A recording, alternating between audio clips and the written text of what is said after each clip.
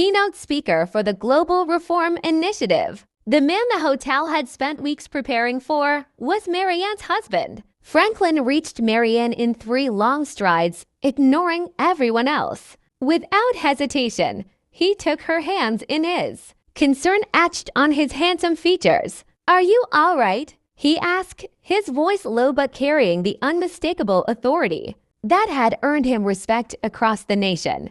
"I'm fine," Marianne said with a calm smile, her eyes never leaving Elliot Winchester, who now looked as though the marble floor might open and swallow him whole. Franklin turned then, slowly, his gaze settling on Elliot with an icy precision. "And you," he said quietly, his voice dropping into a tone that made the manager visibly shrink. "Must be the one responsible for welcoming my wife," Elliot stammered, color draining from his face. "Mr. Lawrence, I wasn't aware." Clearly, Franklin interrupted, his tone sharp but measured. "You judged her. You humiliated her. In my hotel." He swept a hand across the lobby, indicating the gawking guests, the frozen staff. "In front of all these people." I apologize," Elliot managed, his voice trembling slightly. Franklin stepped closer, lowering his voice enough that only Elliot could hear. "An apology doesn't erase disrespect."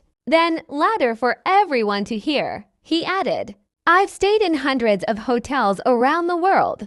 Never have I seen such blatant prejudice displayed so openly." He glanced meaningfully at the watching crowd. "Apparently, at the Grand Meridian, luxury only extends to those who fit your shallow expectations." A ripple of whispers broke out among the guests. Staff members suddenly found the floor or ceiling fascinating. Franklin turned back to Marianne and offered his arm. "Shall we?" Marianne nodded gracefully, slipping her arm through his. Together, they walked toward the reception desk. Elliot, pale and visibly sweating, rushed after them. "Mr. Lawrence, please, if there's anything I can do." Franklin stopped and turned, his smile cold. "There is." He looked past Elliot to the older woman, the employee who had tried to intervene. "You," Franklin said, pointing to her. "What's your name?" "I'm Margaret Davis, sir," she replied, startled. "Margaret Davis,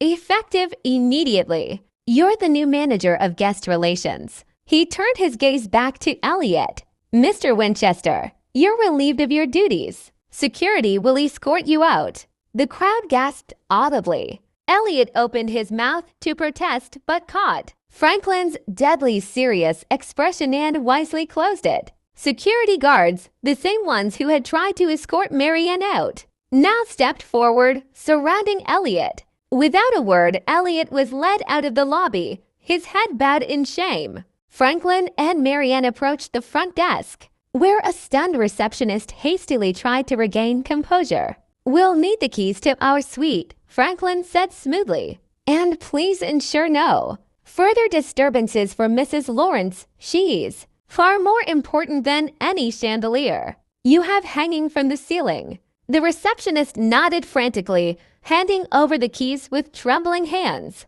As Franklin and Marianne walked toward the elevators, the guests and staff parted like the Red Sea. Some bowed their heads respectfully. Others offered apologetic smiles. Once inside the elevator, Franklin squeezed Marianne's hand. "I'm sorry you had to go through that," he said. Marianne leaned her head lightly against his shoulder. "I'm not. You showed them exactly who you are and who we are." She smiled up at him, her blue eyes sparkling with mischief. "And you just made Margaret Davis's whole year." Franklin chuckled, pressing the button for the top floor. "Well, if the Grand Meridian needed a lesson in humility, I think they just got it." As the elevator doors closed, the last thing visible was Franklin and Marianne stronger, prouder, and more united than ever.